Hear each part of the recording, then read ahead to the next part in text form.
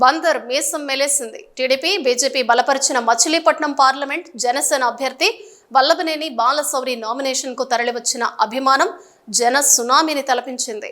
Janasena TDP కార్యకర్తల జోరుతో మచిలీపట్నం దద్దరిల్లింది. విజయోస్తు బాలశౌరి అంటూ వీధులన్నీ గర్జించాయి. వార్ వన్ సైడ్ అయింది.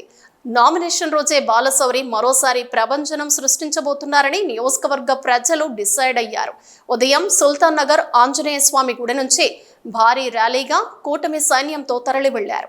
టీడీపీ బీజేపీ నాయకులు కార్యకర్తలు, పవన్ కళ్యాణ్ అభిమానులు, మెగా అభిమానులు, బాలశౌరి అభిమానులు పెద్ద ఎత్తున తరలివచ్చి బాలశౌరికి తమ మద్దతు తెలిపారు. నియోజకవర్గంలో బాలశౌరికి అన్ని వర్గాల ప్రజల ఆశీర్వాదాలు ఉన్నాయి.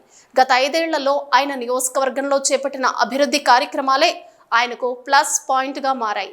ఆయన కార్యక్రమాలకు, రోడ్ షోలకు అపూర్వమైన స్పందన వస్తోంది. ఆయన ప్రచారం ముందు వైసీపీ అభ్యర్థి ప్రచారం వెలవెలబోతోంది. రోజు రోజుకు జనసేనకు పెరుగుతున్న ఆదరణను చూస్తుంటే ఈ ఎన్నికల్లో ఆయన అపూర్వమైన మెజారిటీతో విజయం సాధించేలా కనిపిస్తోంది.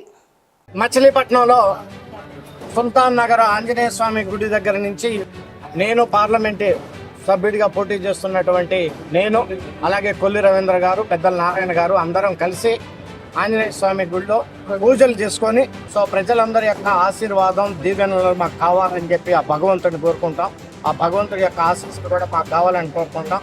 రానున్నటువంటి కాలంలో అందరి దీవెనలతోటి మేమిద్దరం గెలుపొందడం కాకుండా నా 7 అసెంబ్లీ కాన్స్టిట్యున్సీలో ఉన్నటువంటి ఎమ్మెల్యేలు నేను గెలుపొంది మంచి ప్రభుత్వం ఏర్పాటు చేయాలని, దానికి ఆ భగవంతుని మాకు ఆశీర్వాదం మరి సమకూర్చమని చెప్పేసి ఆ భగవంతుని ప్రార్థించాం. ఏ ఎరకు సిక్కలేని సొరవు నువ్వు బాలన్నా, అవినీతిని ఏటాడ ఎరవు నువ్వే బాలన్నా, మా పేదల కాచే బందరులటు గుణమే నీదన్నా.